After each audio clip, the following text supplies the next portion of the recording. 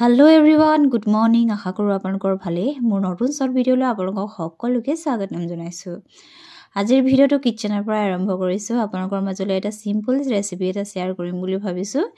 এয়া ধুনিয়াকৈ ধুই লোৱা ধনিয়া পাত আৰু এয়া ধুনিয়াকৈ বাকলি গুচাই লৈ ধুই লোৱা পিয়াজ আৰু এয়া পালেং শাক। আনি থোৱা ভালে কেইদিন হোৱাৰ বাবে অলপ লেৰেলি গৈছে। একো নাই চলি যাব আৰু এইফালে এটা কণী লৈছো। তাৰ পিছত পালেং শাকখিনি সৰু সৰুকৈ কুটি লৈছো আৰু এয়া ধনিয়া পাতখিনিও পালেং শাকৰ লগতে সৰু সৰুকৈ কুটি লৈছো আৰু এতিয়া পিয়াজখিনি গুল গুলকৈ কাটি ল'ব লাগিব এনেকৈ। পিয়াজ কাটোতে কণভাই দিছে গাইস, চকু পানী ওলাই গৈছে। চকুকিটা একদম মেলিবই পৰা নাই। তাৰ পিছত পিয়াজখিনি এনেকৈ এৰুৱাই ল'ব লাগে। এটা কণীয়ে কম হ'ব নিচিনা লাগিছিল কাৰণে আগতীয়াকৈ এটা কণী ভাঙি লৈছো আৰু এয়া আনটো কণী ভাঙিছো।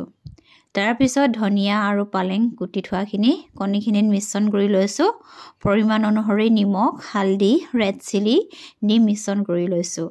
তাৰ পিছত মিঠাতেলখিনি টাৱাত এনেকৈ দি লৈছো আৰু গুল গুলকৈ কাটি থোৱা পিয়াজখিনি তেলত এনেকৈ ফ্ৰাই কৰি লৈছো।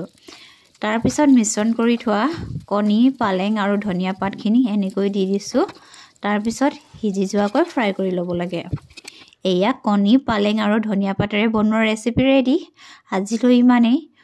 মোৰ আজিৰ সিম্পল ৰেচিপিটো চাই কেনেকুৱা পালে জনাবলৈ নাপাহৰিব। আজিলৈ আহোঁ, বাই।